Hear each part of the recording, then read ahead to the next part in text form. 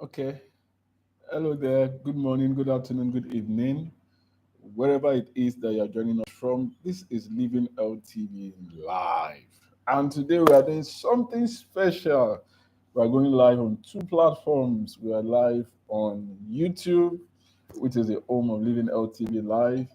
And we are also live on Instagram, right? For the first time, we are live on our Instagram channel, and that's Living Health NG, Living Health NG on Instagram. We hope someday we'll be able to expand to other platforms, expand to Facebook, expand everywhere, and and just spread this gospel of health and healthy living. So thank you so much, wherever it is you're joining us from. Thank you for taking time to join us today. We have something special, well, every day special. We have something again special lined up for our viewers today, and as we take a look at adolescents, and it's the International Adolescent Health Week. International Adolescent Health Week set aside globally to celebrate young people, their unique challenges, and the issues that they face. Before we dive into what it is that we want to talk about, if this is your first time, thank you so much for joining us. Take time to like this video and to subscribe to this channel. If you've not already done so, please subscribe to this channel. Those of us that are watching us on on Instagram, right? Please subscribe, follow our page. That's what we do on Instagram. Is it like or follow and share this video with your friends and your loved ones. So we want to talk about adolescent health. I want to look at navigating adolescence in these tough times. I'm a father of of two adolescents, right? So before we even go ahead, let's define what adolescence is, because there's a lot of controversy about, well, not controversy, different cut-off times are used for different terms, different documents. Sometimes we talk about adolescents, sometimes we talk about young people, other times when we talk about young adults. And then, of course, everybody knows the child is, right? We think everybody should do that. We know what an infant is, who an infant is. Thank you, Michael. Thank you for joining us.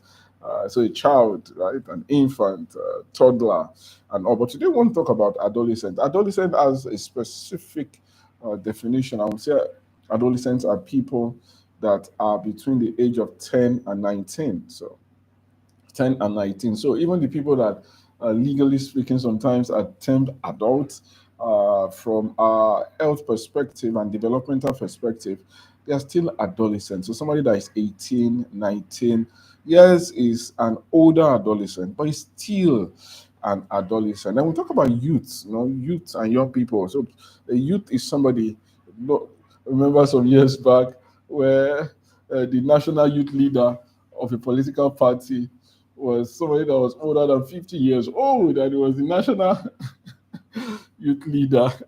But we say that youth and young people, right? A young person is somebody that is between 15 to 24, is stated to be a youth, a young person. And these terms are important because they refer to different different needs, because you people may think that when we say that a because an adolescent is not a child, it's not an old child, totally different, right? Neither is an adolescent a young adult. They are different. Their brains are different. It's critical that we recognize them for who they are and the challenges that they face. So when we talk about young people, generally, we usually talk about people that are between 10 and 24 years old. So it covers both adolescents and youth. While a youth is somebody that is between 15 and and 24 years of age. So it's important that we know, because sometimes for many years, until one of our it's done a great work as far as adolescent health is concerned in Nigeria, Africa, indeed the world. And that is in the person of Professor Adesegun Fatusi, is one of the leading lights of adolescent, because adolescent health uh, in the world. An adolescent is not a young person. It's not, I mean, not a child, right? Neither is he an adult. And there are so many things that adolescents grapple with that it's important that we as a society, either as a parent or as someone that is concerned about societal growth, we need to be well aware of. And in this age of time, and now speaking as a father of two adolescents, right, the challenges that they face, it's different. I was saying to someone just before this show started, um, uh, I, I I was trying to look at TikTok, and I just couldn't. You would think someone, oh, I'm a social media savvy person. I use social media for work, but I just don't understand TikTok. Guess who taught me to use TikTok? Was my daughter. So, daddy, this is what you do. This is how you do it.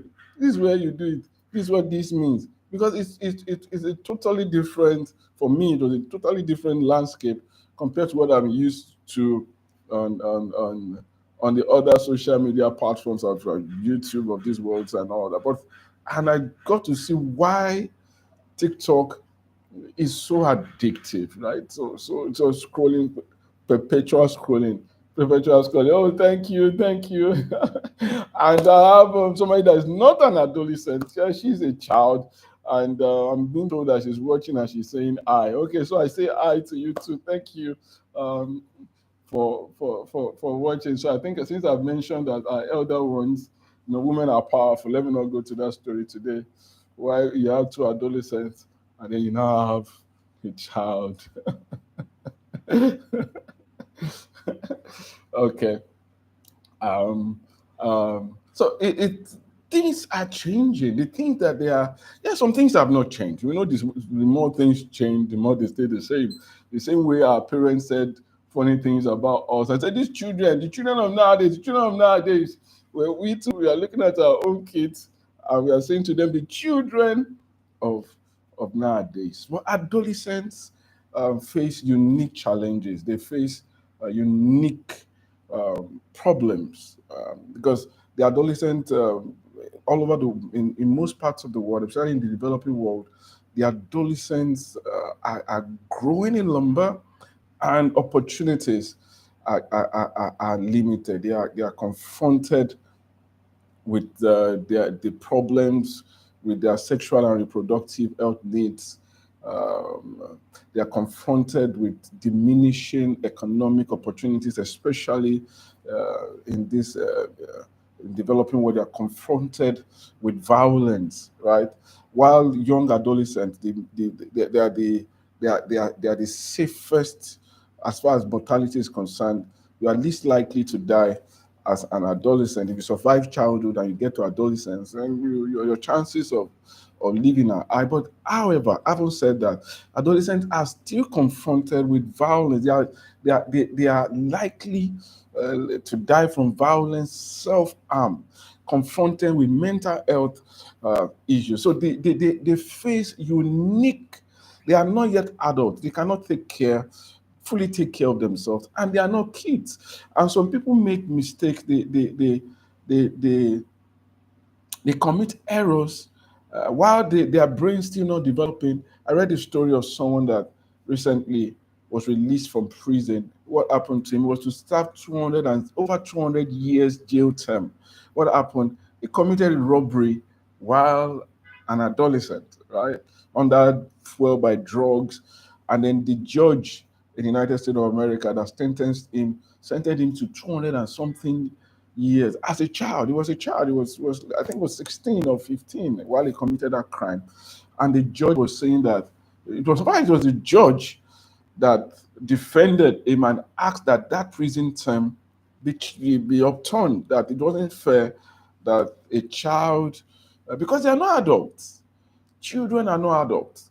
The challenge we might make as parents, as a society, is to look at them and treat them as adults and the mistakes that they make, because their brain is still growing. So they are prone to violence, prone to mental health issues, prone to self-harm, of course, mental health issues, and then prone to peer pressure. They cannot take care of themselves. They cannot earn. Or in some other parts of in some parts of the world, the women are now, even men, folks, but more with female, faced with gender-based violence and rape and a culture of sexual violence. These are all issues adolescents grapple with. They are grappling with their bodies growing. And then maybe for a woman, as a woman, things out not properly in shape yet. And then you can have all kinds of body dysmorphia. Somebody feeling my body is not the way it should, or suddenly somebody that used to look so young and then starts to become like a full woman, and then people start to have attention. Um, so it's a time of pressure. So what can we do? What should we as a society, you as a parent, I as a parent, we as a society, what can we do to help our adolescents navigate this this very, very special period and time in their lives? What are some of the things that we should do? Part of what we should do is what we are celebrating this International Adolescent Health Week. Recognize the importance of adolescence. Recognize it. Acknowledge it. Know and just try to think that these people are facing challenges that you as an adult may not understand, or that is different from a child. A child, children are fantastic. The way a child thinks, the dependence of a child, the sincerity and playfulness of a child is not necessarily translated. In fact, does not translate into adolescence. In adolescence, the child starts to say, "I'm different," right? Peer pressure starts to come in. The need to conform, to be like your friend, to be. So, what are the things that we should do? Like I said, number one, recognize that an adolescent is different. The challenges that they face are different. And you, as a parent, start to prepare for it. Start to prepare your heart for when your child is going to be an adolescent, when they start to face the pressure to be like their friends, to know to be balling. If my children have some slangs, they say some slangs. Oh, okay, I don't know that one. Take me that one. They are different. And so, with that understanding, we now come to also give them an understanding that they are special. We need to instill, because if we do not instill in our adolescents the sense and confidence that they are accepted and acceptable and are special, they may go out there and struggle with self-confidence, and for the female folks, even male folks, be more amenable to peer pressure. I say to when my daughter was still much younger, uh, she was just about to become an adolescent. Yeah, I think maybe an adolescent, because she was a young adolescent sitting for her exam, um, uh, uh, the exam to enter secondary school. So she was going to do her exams, and then she just said, "Daddy, Daddy." And so I was driving out to school that morning. Um, I said, "Okay, please make sure you do your exams so that I can, if you do very well, certainly," I said, I'll be proud of you and you make me happy." And then she paused and she thought. She now responds, said, Daddy, see, if I don't do well, you will not be proud of me. Wow, I just thought that that's a learning opportunity, a learning moment. I just parked the car and I said, I will always be proud of you as long as you do your best. You just do your best. I will. There's nothing you will do once you have tried your best that I will not be proud of you. I needed to give, I saw that as an opportunity to give her the space to know that she can be all that she needs to be. She doesn't need to do anything special. I just need her to try her best. Our best will always be good enough for me. Our best. That your best will just all you need to do. You don't need to be the best in the class. You don't need to. It's okay if you are the best in the class. I'd like you to be the best in the class if it's possible. But what's most important is you just do your best. You don't need anything. You don't need to break your head and do something crazy for me to be proud of you. Let's give our adolescents a safe space. Let them be safe with us. And even our children, start from childhood even to adolescent, they should be able to talk to us. Once you should make it is safe. We as parents, I don't know why I'm defaulting to the parent mode. I'd like to speak from the doctor mode and not just as a father of adolescent. Make it safe for your kids, your adolescent, to speak. Are you a school counselor? Somebody said something to me. An adolescent said something to me. They went to confess to a school counselor that she was facing a challenge with dating. One of the secondary school was a school, and I'm dating. This person wants to date. Ma, what should I do? Do you know what that counselor did? That counselor went to tell the principal of the school, and they called that child out on assembly. Do you know what happened? All the children, poop, they just zipped up. They stopped talking. We must make it safe for adolescents to speak, to talk, to express themselves. Because if you don't make it safe for them to speak, for them to talk, they will look for information. And where they will get information from may not be the kind of information you like them to have, especially when it comes to sexual and reproductive health issues. We must make it safe for adolescents to talk. We must provide them with information. Um, a young woman, somebody does very pathetic story.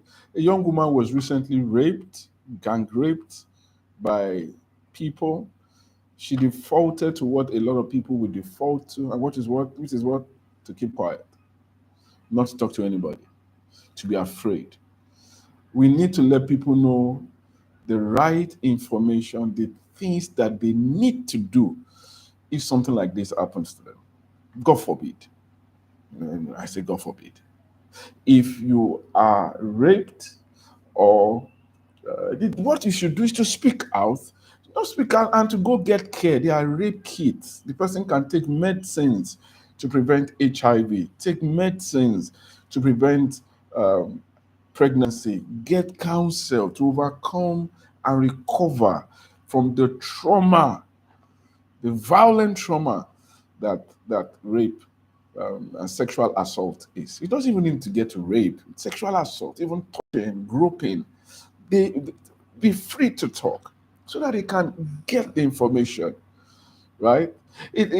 I know people as a physician, um, young people need to be aware of the family planning methods that are available. Are we saying that young people should go and indiscriminately go and start having sex? By all means, no. That's not what we are saying. But young people that choose to have sex, that because they're having sex, they're sleeping with all over the place with one another. But if a young person now has sex and gets pregnant, um, the, the the the issues that can come from that are worse that if that young person has access to family planning methods, has access to contraception, right? Protect themselves while they navigate. Of course, we know that A is the best. Abstinence is the best. So it's just like A, B, C. Abstinence, be faithful for condom, and that. But if they choose and they say, okay, I want to have sex, then we should let them have the information and access to. I know some people may not agree. If you don't agree with me, you can put it in the chat. And I think we've asked this question before on Living Health, and then we had some of the posters, and people said all their minds. And I know if we discuss this from now to kingdom come, we may not all come to agreement, and that's okay. It's fine to disagree, but it's not okay to be disagreeable, right? So, but we must understand the challenges that these young people are facing. We must make it safe for them to talk. Make it safe for them to talk. I hope the adolescents that I have in my life, they are free to tell me anything, free to tell their mom anything, free to speak. But I know that counselor, that what that counselor did in that school, no kid is going to be able to talk to that counselor, to that principal, for that embarrassment. A young child confesses and says, "This is happening to me, I'm navigating this," and then you bring that child out at the school assembly. I think that should be uh, that's wrong, right? That's wrong. That breaks trust. Your adolescents must be given the opportunity to speak, to express themselves, right? Adolescents should also be empowered with the life skills that they need to navigate life. So training on emotional intelligence, on economic opportunities, and then training to recognize what is happening in their own bodies, not to fall for the lies out there.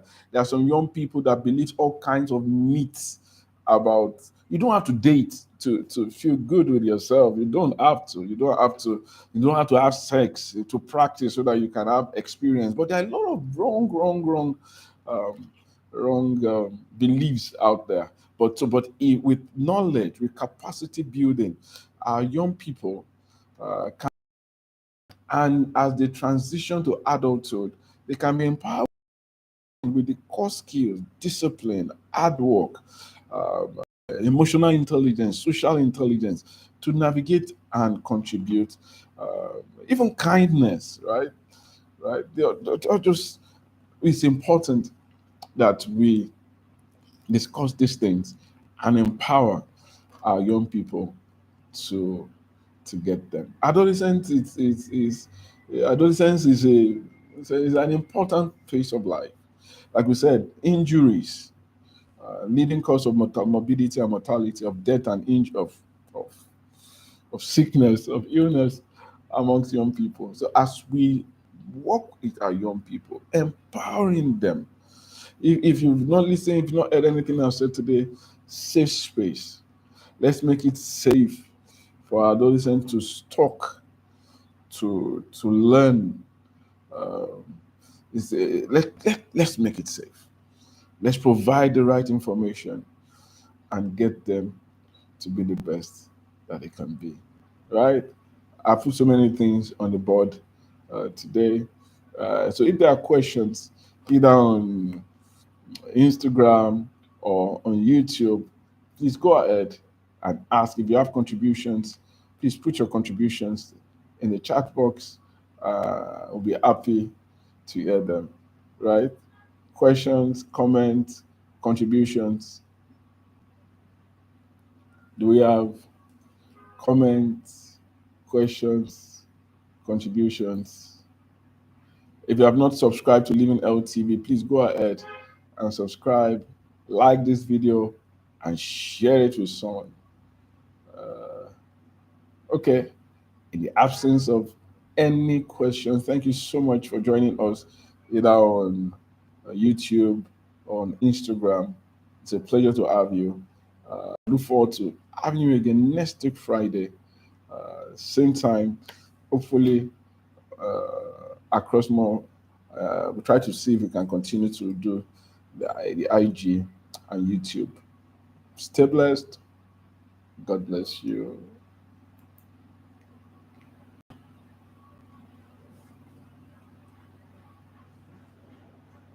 Okay.